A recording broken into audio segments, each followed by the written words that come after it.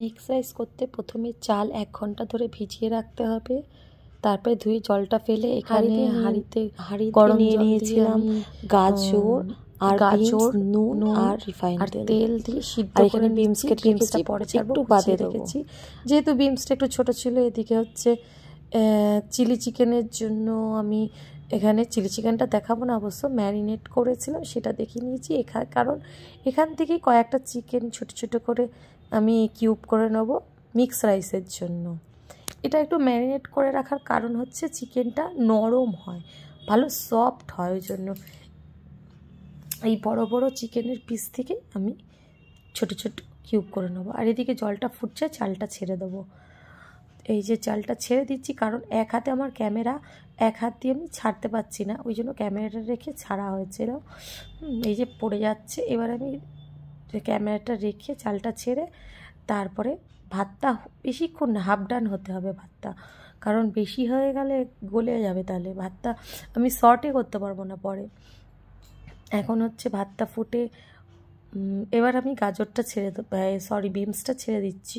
যেহেতু গাজরের থেকে বিমসটা অনেক ছোট কাটা হয়েছিল, তাই একটু পরে ছাড়া হয়েছে। আর দেখতেই পাচ্ছেন ভাতটা অলরেডি হয়ে গেছে, মানে 80% কুক হয়ে গেছে। এবার আমি উপর দিয়ে ঝুড়িতে ঝরিয়ে রেখে দেবো।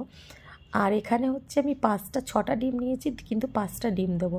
এখানে আদা কুচি, রসুন কুচি, লঙ্কা কুচি, ভিনিগার আর এটা স্প্রিং অনিয়ন নেওয়া হয়ে গেছে। এটা লাস্টে আমি ফিনিশিংয়ে দেবো। এখানে হচ্ছে গোলমরিচ গুঁড়ো। কড়াইতে আমি ফার্স্টে রিফাইন অয়েল দিয়ে দেবো ডিম ভাজার জন্য। আপনারা সব আন্দাজ মতন দেবেন। আমি এখানে 1 কেজি চাল যেহেতু রান্না করছি, সেই আন্দাজে প্রথমে আমি 50 গ্রাম তেল দিয়ে দিলাম 5টা ডিম ভাজার জন্য। একটা আমি রেখে দিয়েছি, 6টা পারলে দিয়ে দিলে কিছুই হবে না, কেননা যেহেতু আমাদের চালের অ্যামাউন্টটা বেশি। এখানে হচ্ছে ডিমটা ছেড়ে দেওয়া হলো, আর ডিমটা ভালো করে একটু লাল লাল করে ভাজবেন, আর খুন্তির সাহায্যে একদম কুচি কুচি করে দেবেন, যাতে রাইসের সঙ্গে খুব সুন্দর মিলিয়ে যেতে পারে। আর প্রত্যেকটা ভাতের মধ্যে যেন একটা টুকরো দানা অন্তত ডিমের পাওয়া যায়। আর চিংড়ি মাছটাও এইভাবে ভেজে তুলে রাখতে হবে। আমি এখানে চিংড়ি মাছ ইউজ করিনি, কারণ আমার শাশুড়ির চিংড়ি মাছে অ্যালার্জি, তাই যেহেতু আমার শাশুড়িও খাবে। আপনারা কিন্তু অবশ্যই চিংড়ি মাছটা দেবেন, তাহলে টেস্টটা আরও বেশি হয়ে যায়। এখানে আবার আমি তেল নিয়েছি, সেখানে আমি দিয়ে দিয়েছি রসুন আর আদা কুচি। এবার দিয়ে দিলাম পেঁয়াজ কুচি। পেঁয়াজ হচ্ছে বড় বড় 2টো কুচি করে রাখবেন, 1 কেজি চালে এনাফ, ঠিক আছে। এবার লাল লাল করে হালকা ভেজে নেবেন। এরপরে দিয়ে দেবেন এই যে লঙ্কা কুচি, তারপরে দিয়ে দেবেন লঙ্কাটা আর একটু বেশি দিলেও ক্ষতি নেই, আপনারা চাইলে লঙ্কাটা বেশি দিতে পারেন, কিন্তু মিক্স রাইসে অতটা ঝাল করে না, যেহেতু গোলমরিচের গুঁড়ো থাকে। এবার কেটে রাখা ছোট ছোট আমি চিকেনের কিউবগুলো দিয়ে দেবো।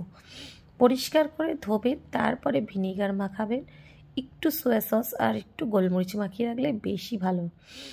এবার এর সঙ্গে সটে করে নিতে হবে। এবার আমি দিয়ে দিচ্ছি হিমালয় পিঙ্ক সল্ট, আমাদের বাড়ি এই নুনটাই খায়। গোলমরিচ গুঁড়ো দিয়ে দিলাম কালো, আর সাদা থাকলে 1 চামচ দিয়ে দেবেন। আমার কাছে সাদাও ছিল না আর চিলি সসও ছিল না, কারণ চিলি সসটা এখানে 2 চামচ লাগতো।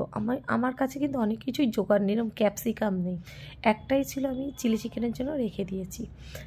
কথা বলতে বলতে আমি ভিনিগার 2 চামচ আর ডার্ক সোয়া সস 2 চামচ দিয়ে দিলাম। এবার ভালো করে সটে করার পর আমি এখানে ডিমে যে ভেজে রেখেছিলাম ডিমের কুচি করে, সেইটা ছেড়ে দেবো। দিয়ে ভালো করে সটে করার পর আমি এর মধ্যে রাইস ছেড়ে দেবো, দিয়ে ভালো করে সটে করতে হবে। দেখতেই পাচ্ছেন ভালো করে সটে করে নিয়েছি। এবার হচ্ছে আমি এর মধ্যে, আমার এটা আসলে কড়াইটা ছোট হয়ে গেছে 1 কেজি চালের, আমি অল্প একটু রাইস বাঁচিয়ে রেখেছিলাম, সেটা আমি আবার মিষ্টি পোলাও করে দিয়েছি। আর এখানে যতটা ধরেছিল রাইস দিয়ে আমি সটে করে নিচ্ছি। দেখুন কত সুন্দর কালার হয়েছে। আর গাজর আর বিমসটা আগে দিয়ে দেওয়ার কারণ হচ্ছে তাহলে সিদ্ধটা হয়ে যায়। গাজরটা অবশ্যই ছোট ছোট ডাইস করে কাটবেন, আর বিনসটাও ছোট ছোট করে কাটবেন, দেখতে ভালো লাগে। দেখুন একটুখানি ভাজা ভাজা করতে হবে, যেহেতু ফ্রাইড রাইস, ফ্রাই তো অবশ্যই করতে হবে। এবার অবশেষে আমি এর মধ্যে স্প্রিং অনিয়ন কুচিটা ছেড়ে দেবো। আমার স্প্রিং অনিয়ন কুচিটা একটু কাটাটা বড় হয়ে গেছে, আসলে তাড়াহুড়ো করে করছি। আপনারা কিন্তু ধীরে সুস্থে ছোট ছোট করে ঝিরিঝিরি করে কেটে এর মধ্যে দিয়ে দেবেন, দিয়ে ভালো করে রাইসটা খুন্তির সাহায্যে নাড়িয়ে নেবেন। দেখুন কত সুন্দর কালারটা হয়েছে, আর খেতেও জানেন অসাধারণ হয়। যেইভাবে দেখালাম ঠিক এইভাবে স্টেপ বাই স্টেপ যদি আপনারা বাড়িতে করে নেন, তাহলে কিন্তু আর হোটেলের থেকে আনতে হবে না। আর যদি আমার মিক্স রাইসটা ভালো